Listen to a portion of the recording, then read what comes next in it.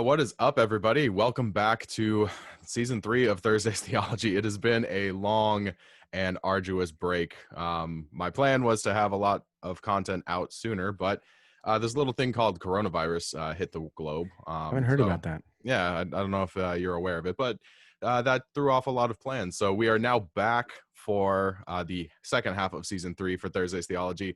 And today I am joined by my good friend, Pastor Fernando. And What's up, guys? yeah, welcome, Pastor Fernando. Thank you for joining us. Normally, under normal circumstances, we would be doing this, face to face, but Yeah. this whole Things Zoom happen.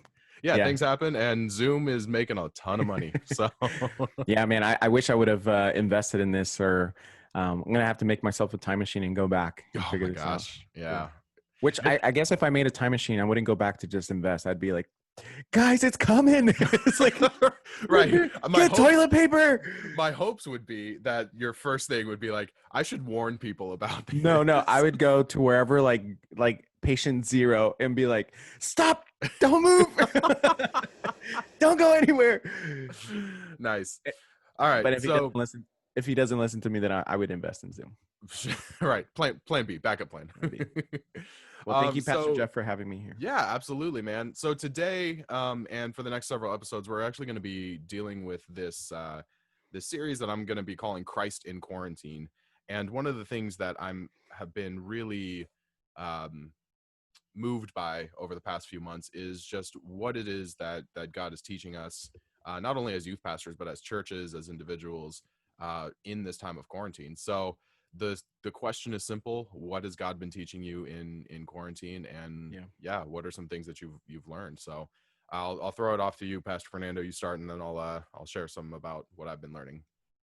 Thank you, Pastor Jeff. I definitely, I think if you haven't learned anything during this time, then I don't think you're paying attention, or you're ignoring what God is trying to do, because I feel like it's a fundamental thing for us to learn, I think, from our experience. I think experience alone isn't sufficient. I think you have to learn from your experience, because a kid can fall into a hole and then do it again if you didn't learn anything from it. So you have to evaluate your experience. And so I think this is a good time for us to evaluate, what has God been saying to us for the past 4 months? Someone said, I don't think that God sent this, but he did allow this to happen. And so we need to now hear or pay attention to what God is trying to do amongst his people, and which is God is always for his people. Right. The Bible reminds us that all things work together, but we forget that the all in the original language means all. So good or bad means all things work together for good. Right. So the question is, what have I been learning during this time as a youth pastor, maybe as a husband, as a dad? Man, Pastor Jeff, as a human, I'll tell you what I've been learning. And I was thinking about this yesterday. I've learned, and I've been reminded that we are not in control. How it's humbled me, Pastor Jeff. I think this time has really humbled me as a person to understand that I am not in control as much as I think I am. And it just, again, this little microscopic virus has brought kings and presidents and economies down to its knees. It just reminds you of how much things can change in an instant, and how much we are not in control. And I think we need to, at least for myself, I'm humbled to the fact, like, Lord, I am not in control as much as I wanted to be, or maybe even this, Pastor Jeff, like, it's a reminder that God is in control and that he's good in the midst of all this happening. And so if anything, I've been humbled just by that thought, Pastor Jeff, that I'm not in control. And you know what? In a way, it brings me hope, because I'm glad I am not in control, that God, my Father, is in control, and that everything that is happening, he is aware of. He's not like, I didn't know this was going to happen. Right. He knows this was going to happen, and yet his hand is with us, and he's sovereign, but he's good. He's in control, but he teaches us through this time. So for me, I've just been humbled, Pastor Jeff, that, man, we are not in control of anything. Yeah. Our presidents are finding this out, our governors, our city mayors, our people. We're not in control. Yeah. God is in control. Yeah. So that's something that I've been learning. It's been humbling, and I'm still learning. Mm-hmm. Um, and it's really pushed me to just trust in God's plan for my life, which the Bible tells us that it's perfect. Yeah. And it's good. And And it's funny you should mention that, because like in the midst of a global pandemic, you don't think that this is a perfect plan, you know? right. And let me just say this to everybody that's watching. It's not that I woke up one day and be like, oh man, this is so good. It's been 4 months of me wrestling with Yes. so much. So even as I say that, please hear me. Not that I have it all together, or like, oh, like, man, Fernando is really good at learning from like catastrophes or chaos. No, no, no. Right. You don't understand. Like, I've had to learn Yeah. the hard way that God is not in control, or that I am not in control. Whew, God is in control. Yeah. But it wasn't overnight. I had to, and maybe you can add to this, pastors. I had to surrender to that Mm-hmm. thought that, Yeah. hey, Fernando, calm down, because I was like overworking myself, or I was Yeah. getting really anxious about things. Yep. And I had to like take a pause and step back and be like, I need to stay still, because my father is working right now. Yeah. And that's a excellent point, because I felt like the first month of quarantine and shelter in place, I was working almost 80 hours to Oh try and like man, come up that's with crazy. content, trying to come up with ways to, because like I I've been joking with people, Pastor Fernando, and that is, in all of my seminary classes, I missed the lecture on how to do ministry during a global pandemic. You know, Where was I for that right? one? What I didn't recognize that that was something I was going to need to learn. But that first month, especially, I was really overworking myself trying to figure out Mm-hmm. how to take an entire relational youth ministry and put it online. And like I Yeah. told my students this like time and time again, over Zoom, like, of course this is not ideal. Like Zoom is not Mm-hmm. ideal. Like the fact that we're Yes. doing this right now via Zoom, that's not ideal, but it's what we Right. have to deal I'd with. like to be hanging out with you in your studio Right. and doing this with you. And Right, exactly. So it's the cards that we've been dealt, and I think yeah, that yeah, it, absolutely. to echo what you said, it was a matter of like really wrestling with it, and really Mm-hmm. yeah, just coming to terms with this is our reality. Um, so for me, one of the there's been a few there's been several things that God's been teaching me throughout quarantine, but one of them in particular is something that has been kind of weighing on me a lot, Mm-hmm. is a lot of people's idea of like, oh well, when can we get back to normal, when can we Mm-hmm. like get back Yeah, to what we used to know, like when can we go back to just a sense yeah, of normalcy. And I've been there too. Like I want to go back to normal. In yeah. fact, like disappointments have been, the hallmark of this season, because um I was supposed to have been ordained this Oh past my month. goodness, And yeah, I then remember that. yeah, and then after ordination, my wife and I were going to go celebrate our 5-year anniversary in Hawaii. So we were really Wow. looking forward to this Yeah. summer. So things happen, and I know I'm not alone. I know that there's Mm. like people who have had plans canceled, graduations canceled. I mean, our students especially have had to deal with all Mm-hmm. these Mm-hmm. disappointments. Um, but one of the things that I've found myself doing is like, oh well, when can we go back to normal? When Mm-hmm. can we go back to how things used to be? And that's has started to really weigh on me, because I preached several weeks ago on Psalm 93 and 94, and those are psalms of lament. There were psalms Mm-hmm. of like pouring out your heart to God, and just um, yeah, just being real and authentic with how you're feeling. And in the process of preparing for that sermon, I came across a really well-known theologian, and his depiction of the Psalms. And the theologian's name is Walter Brueggemann. Mm-hmm. And Brueggemann describes the Psalms as uh, breaking down into three different categories. You have Psalms Mm. of orientation, Psalms of disorientation, and Psalms of reorientation. So Ooh, the lament psalms are psalms of disorientation, where mm. all of a sudden the way I'm life gonna write that one was down. That's good. the way life was is no Mm-hmm. longer, and you're dealing with the heartache, you're dealing with the lament of that loss. So then psalms of reorientation are reorienting your thinking Mm-hmm. around what reality is God bringing out of this. That's and good. how can we prepare ourselves for that. So in the process of preparing for that, I found that God was trying to teach me Yeah. that the world is going to look different after this is all said and done. Yeah. Like Yeah. everything's going to be different. And I think if we are constantly trying to go back to normal, I think we're going to miss a lot of what God is trying to prepare us for Yeah. in this next season. Yeah. Um, I use the example of the Israelites wandering around in the desert, where um, these people had just been liberated from oppression. Mm-hmm. God had just delivered them from Egypt and gone to the Red Sea. Pharaoh's army was pursuing them. He parted the Red Sea, uh, miraculously led them through that Mm-hmm. exodus. And then just a few days later, they start to complain. They're just like, oh, well, why did we come out in the desert to die? Yeah. Like, we're hungry, we're thirsty. At least back in Israel or back in Egypt, we had food and Yeah. shelter. Like, at least we were taken care of back there. And I've always kind of found that passage funny because it's, what are you talking about? Are you Mm-hmm. saying that you Mm-hmm. like rather a life as a slave as Yeah. opposed to somebody free being led by God? You And know? they're complaining, if I'm not mistaken, they're complaining after they've seen some pretty miraculous things happen. Oh, I mean, some absolutely. pretty crazy things. So they've seen a supernatural example of the one who's leading them. Yeah. Yet they complain. Yeah.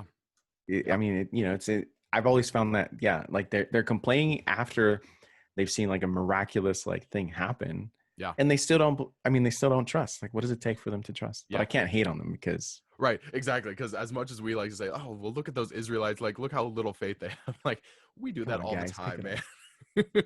Yeah. um, so, yeah, I was really drawn to that story because they had witnessed miracles, they had been delivered, they were in a time of disorientation in the wilderness. They were not Mm-hmm. where they wanted to be. They were uncomfortable. They were normal wasn't a thing anymore. So they what they reverted to was what they were comfortable with back in Egypt. So they're like, oh, at least what about then? Like, can we get back to normal then? Like, why can't we Mm-hmm. go back? Because we had food, we had shelter, we knew what we were doing, Mm-hmm. we knew what our jobs were. Even though they were living in oppression, they still had some semblance of Yeah. normal, what that meant, you know. Mm-hmm. So what I think that prevented them from doing is I think it prevented them from really understanding what God was about to Mm-hmm. present to them in the promised land. That's good. Yeah. Because I think the way I read that story is that their stubbornness, their unwillingness to really rely and trust in God caused them to wander around in the wilderness for 40 Mm-hmm. years. So they Mm-hmm. weren't ready to accept the new reality that God was creating for them Yeah. to enter Yeah. into. And it took Yeah. 40 years for them to, I mean, even after 40 years, they weren't necessarily Yeah. ready, but after 40 years, they entered into it. Yeah. Um, Yeah. And yeah. again, God's not the bad guy here. I mean, there's a sense of there's a sense of our own, like we're digging our own hole in Mhm. these situations. Like I'm sure the Lord's like, well, the Bible says he's patient with us, but I imagine him like, guys, Right. Like, what are you doing? Come on. I have something better for you. Yeah. And then they complain that there's too much manna. Yeah. Yeah. So, do you actually, side note, I'm so glad we talk. Um, do you know what the Hebrew word for manna translates as? Tell me. So the literal translation of manna from Hebrew to English is, what is this? What is this? I like that. What So is this? when I found that, I was just like, oh, that's so good. What is this? Yeah, that's cool. Man, um, and I just wanted to make a point on yeah. what you said. I really liked what you said about the you know, people telling when are we going to go back to the new, when are we going to go back to the normal? Hmm. And I had a youth leader not too long ago ask me a very honest question. She said, Pastor Fernando, when are we going to be able to go back in our youth room? Yeah. Or when are we going to be able to meet on Wednesday nights together? I said, I don't think we will. Mm. Mm. And she said, what? I said, I don't think this is what we're supposed to be doing. Mm. And I told her, I think this is a good time for us to reset and really reconsider. I like the orientation, disorientation, reorientation, because I think we are going into a new, right? Yeah. Into a new Yeah. way of doing things. And so I think rather than us obsessing about what's next, I think we need to understand what's new. And Yeah. the truth is this, things are new. So instead of us obsessing, what's next, why don't we like realize that right now, and even this, Pastor Jeff, tomorrow is not the new. Like, we are already in the new. Like, Yeah. there's already a shift in the church, in the way that we're doing things, relocating finances. We're figuring out that we can do certain things differently, and it's forced us to understand that this like very biblical like pattern Mm-hmm. that God is always moving.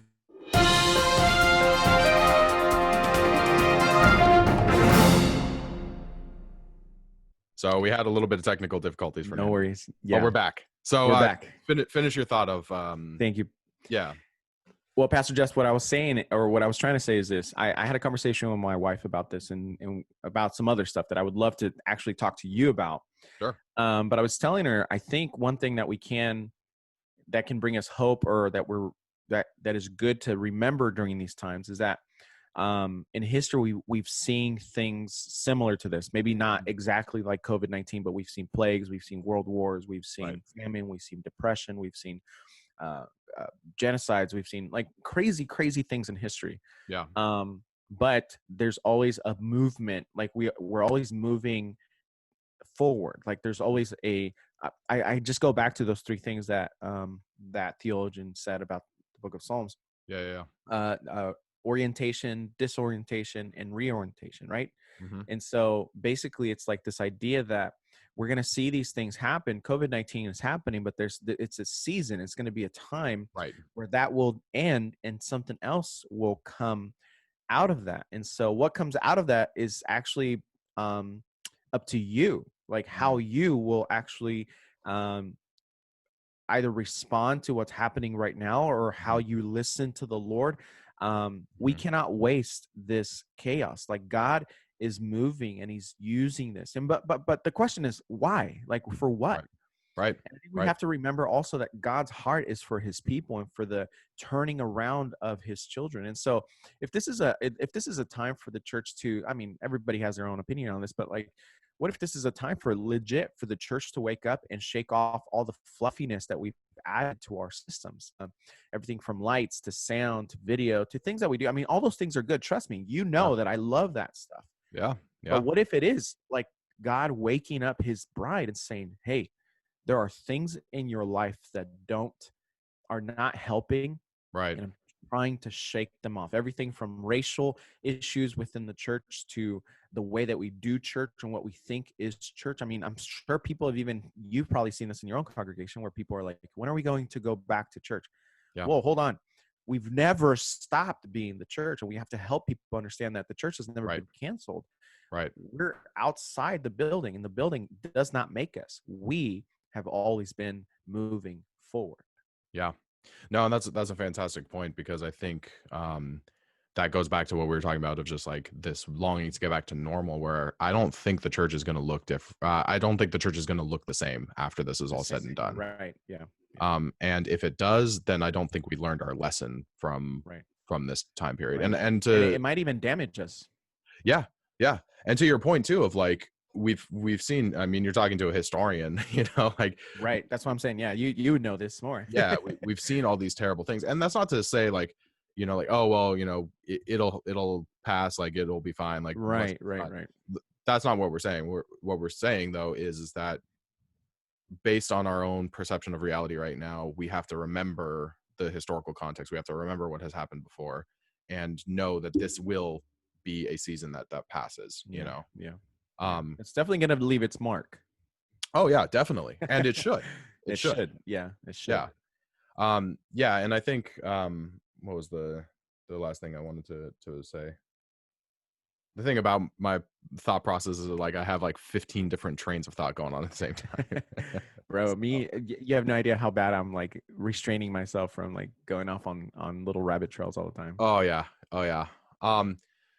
Well, I think, just suffice it to say, I think that we're supposed to be learning something from this season. Yeah. I think we're supposed to be understanding that this is a chance for the church to respond. Oh, I remember what I was going to say.